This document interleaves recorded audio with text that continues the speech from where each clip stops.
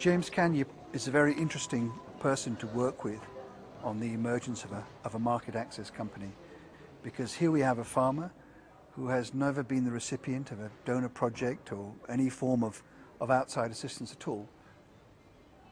He's done everything himself. He's worked to develop the farmer group he's in, Mamuka. He's developed with them a contract with Everest for the export of snow peas. He's taken that work, trying to fill bigger orders, and developed a larger umbrella association, Mount Kenya Producers Association, MOPA. So we have now hundreds and hundreds of farmers involved. Through the linking local learners, we were advised that it is good that we form alliances so that we can be able to market our produce better. This office is my company. I'm still growing slowly by slowly since I started with one computer. We as the company, we are helping many farmers. Now we are trying to advise them that this EUROGAP regulation market standard may affect you in future. He already provides information to farmers, books and pamphlets that he shares with them, internet access and market information from the internet, from CASE, that he can get to them. And now he realizes, as he's trying to service the much larger group of farmers through the Mount Kenya Producers Association, he needs to formalize his market access operation. I didn't have any money when I was just networking farmers with Everest, but we managed to come together and be able to market our produce.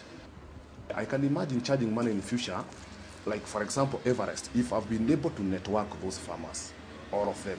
Even Everest should give me commission for that, and the farmers will be willing to pay the same, since there is a ready market for their produce. I've also given you all of the stories. So he's now working with us to formalize that operation and grow that operation. And then for the RKN, what I've given you is training we're now developing for the MAX for you. So we have a training on the business model, and I put the training material that we've developed so far. And they'll have to respect the quality considerations of the EUROGAP. Yeah, yes, because I don't like this idea. We went out with him to visit one of the market trading centres, one of the small centres which the Mount Kenya producers use to market their snow peas. But we don't have the real information of what we can do so that we can improve our quality in this product. Okay. We don't have the information. We don't have someone who can even teach us. So we end up just farming for the sake of it. Yeah.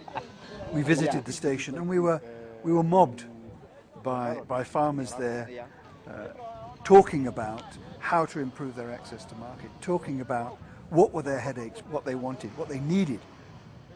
The quality issue is a burning issue at the moment, because farmers right now are bringing their snow peas to these collecting points where the middlemen are arriving.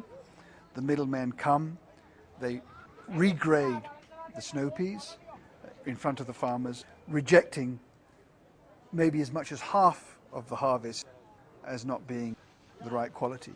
The farmers are stuck with all of this rejected material. They cannot take it back to their farms. It just stays there, adding to the general pollution. But maybe we can make a deal with someone who's looking for fodder. Yes. And all the farmers can bring their waste here and sell. Why not? Why not? A short brainstorming session with James and the farmers, we realized that while one farmer alone has no market for the rejected snow peas, organized farmers who could fill one truck with rejected snow peas could actually get a very, very good price for those by a dairy who's interested in that quality feed. Snow peas provides a good quality feed for zero-graze dairy cattle, goats, pigs, these kind of livestock. There are many farmers. We have lots of waste. It became very, very clear in these discussions that farmers wanted to work with somebody like James, with a market access company. And we saw the middlemen who were at the marketplace becoming very nervous. We tried to talk to them, but they ran. And middlemen will be nervous about these kinds of services. And it will help weed out those middlemen who want to work by exploitation from those middlemen who want to work with real value added. Because there will still always be a role for middlemen in terms of transport of products from distant farms to collecting stations. And if you can bring in a truckload of it, as James thinks about building his market access business, he's relying very much on the experience of the Tanzanians on the LLL service and reading about what the Tanzanians are doing and talking to them about it. But he also needs somebody in Nairobi who will help him find these bigger buyers. The FAO RKN project provides that kind of service in the form of Churchill and Matha. Now James is a very key player, and there are several services he'll be able to offer along the market chain. The information he'll be offering to the producers, the information he'll be sourcing from the big buyers, the connections he'll be giving, the training that will be offered.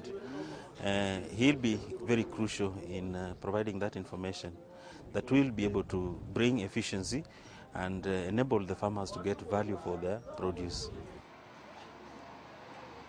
The next thing is to think of how I can have another income stream apart from now this one of computer or whatever I'm doing in the field farming. This is the switch, on and off. This is off now. When you want to display, put it on. Okay? Then you do your business. In the communication through the LLL platform, Churchill has been responding, telling me that you should approach this organization that deals with, it's an association that deals with agrochemicals. Okay, now do you have some foodies who can work on such mechanical products? Yeah. Actually, we even have the spares. Oh, you have the spares? Yeah, you have the spare batteries and even all these. Yeah? Okay. You can even see the nozzle. As we were there in the field, we were with this person. He had some good pumps and the farmers liked them very much. He can supply me with those pumps, even the chemicals to supply to the farmers.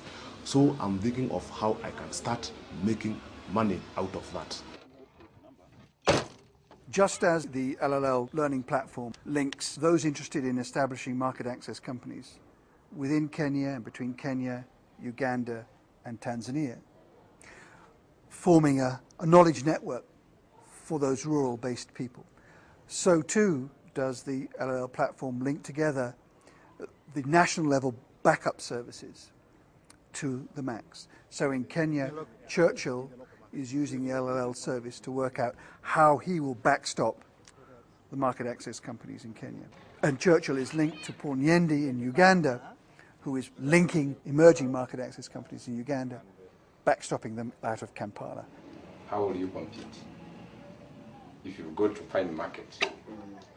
And Paul Nyendi also provides the rural coordination across the three countries.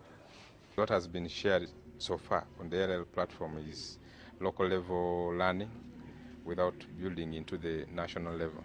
So this time around, there's the opportunity at national level for the three countries to learn.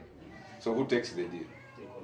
So the Rural Knowledge Network has got a national backstopping to the market access companies, to the players in the chain, the farmer groups and others in the chain who are also involved in the Rural Learning Network.